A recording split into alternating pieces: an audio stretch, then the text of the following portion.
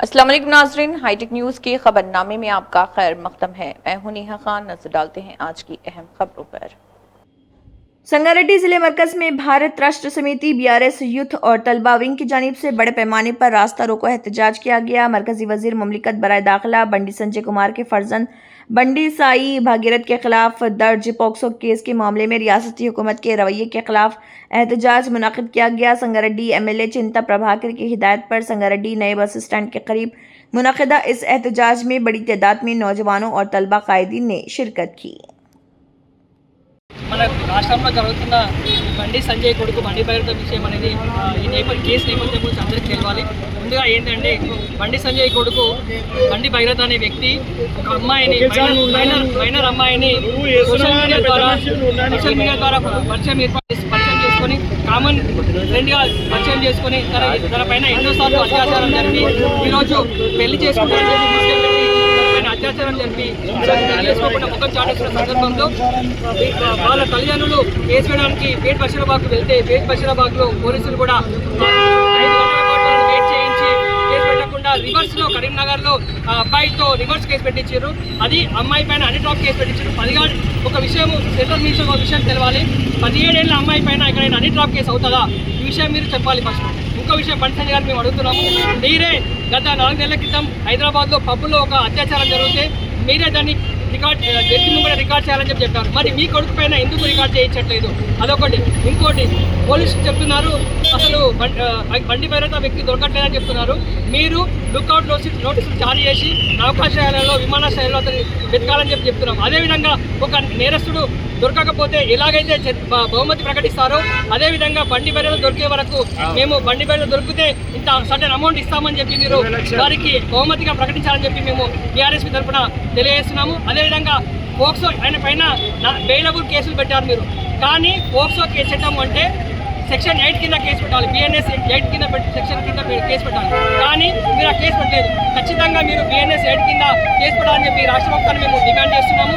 అదేవిధంగా ఇంతకుముందు కేంద్ర మంత్రి అయిన ఎంజే అక్బర్పై ఇలాంటి కేసే వస్తే వారిని తక్షణమే మంత్రిని బర్తరఫ్ చేశారు. ఇప్పుడు కూడా సెంట్రల్ మినిస్టర్ బండి సంజయ్ గారిని ఖచ్చితంగా మంత్రిమండలి నుంచి బర్తరఫ్ చేయాలి. అదేవిధంగా ప్రధానమంత్రి గారు ఒక దేశంలో ఒక నినాదం తీసుకొచ్చారు, బేటీ బచావో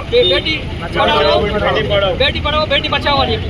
అదేవిధంగా ఈరోజు తెలంగాణలో ఈ జంగిల్ రాజ్యంలో ఏమవుతుంది అంటే రేవంత్ రెడ్డి గారు బండి సంజయ్ గారు ఒకటే అయి ఈ జంగిల్ రాజ్యంలో బండి సంజయ్ గారి కొడుకును రక్షించడానికి వీళ్ళు కేసులు పెట్టడం లేదు. దీనికి మేము ఏం నినాదం ఇస్తున్నామంటే ఈ తెలంగాణ ప్రభుత్వంలో తెలంగాణ రాష్ట్రంలో తెలంగాణ బీజేపీ బడా బేటోన్ సే బేటీ బచావో అని చెప్పి నినాదాన్ని మేము పిలుపునిస్తున్నామని చెప్పి తెలియజేస్తున్నాము.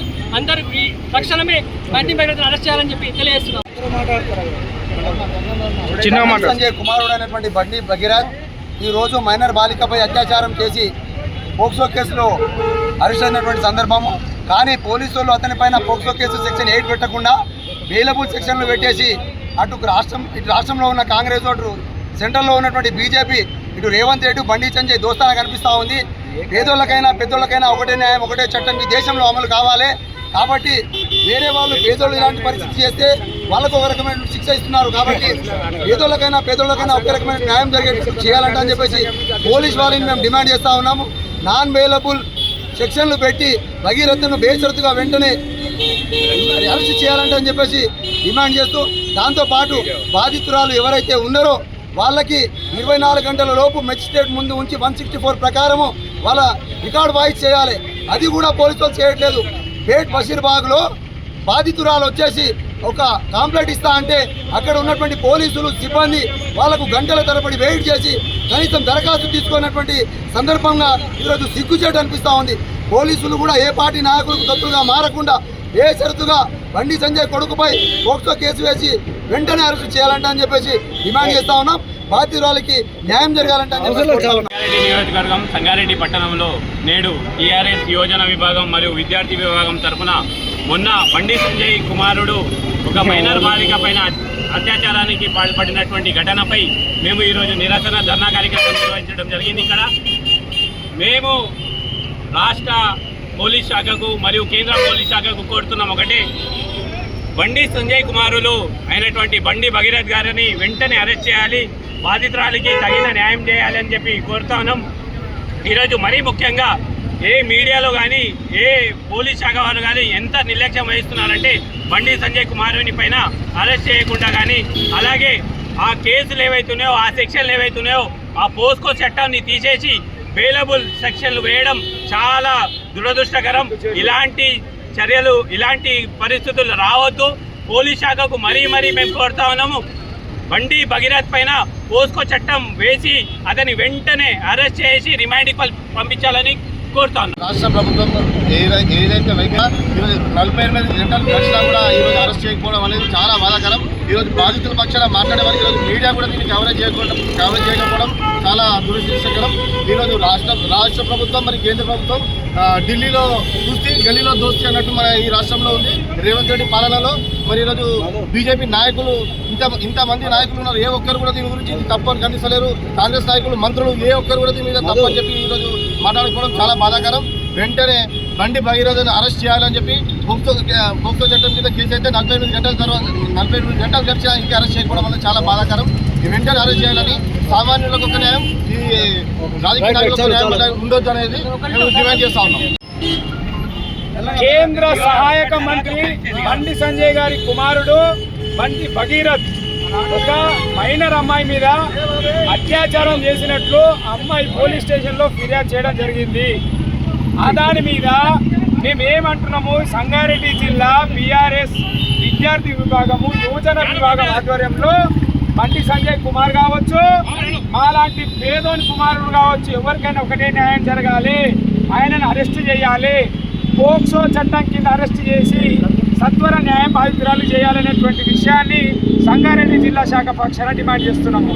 ఇంకోటి, ఆయన పెద్ద డబ్బులున్నాయన మా కేంద్ర మంత్రి కుమారుడు కదా, నౌకాశ్రయం నుంచో విమానాశ్రయం నుంచో పారిపోతాడు.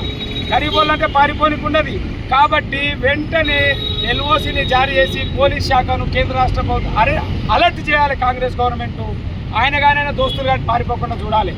సాక్ష్యాలు, ఫోన్లు కానీ రికార్డింగ్ కానీ అన్నీ కూడా సాక్ష్యాధారాలను కోర్టులో ప్రవేశపెట్టినట్టు వాళ్ళ దోస్తుల నుంచి కూడా రికవరీ చేసుకోవాలని మేము డిమాండ్ చేస్తున్నాం.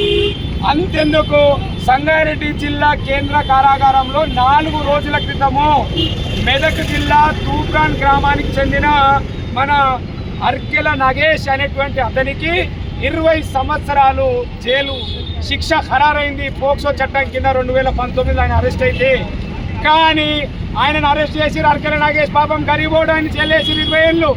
గట్లనే బండి సంజయ్ కుమారుడు బండి భగీరథ్ కూడా 20 ఏళ్ళు అరెస్ట్ చేసి ఆయన పోక్సో చట్టం కింద చేసినప్పుడు చట్టాల మీద మాకు గౌరవం వస్తుంది, మాకు నమ్మకం వస్తుంది. కాంగ్రెస్ బీజేపీ దోస్తాను ఒకటే అనేటువంటి విషయాన్ని కుల్లం చేస్తూ ఇంకా మరి విషయము శ్రావణ్ మేము మాట్లాడుకుంటూ ప్రొటెస్ట్ చేస్తున్నాం. సార్, మీరు కూడా తక్షణ న్యాయం చేయాలి బాధితురాలకు.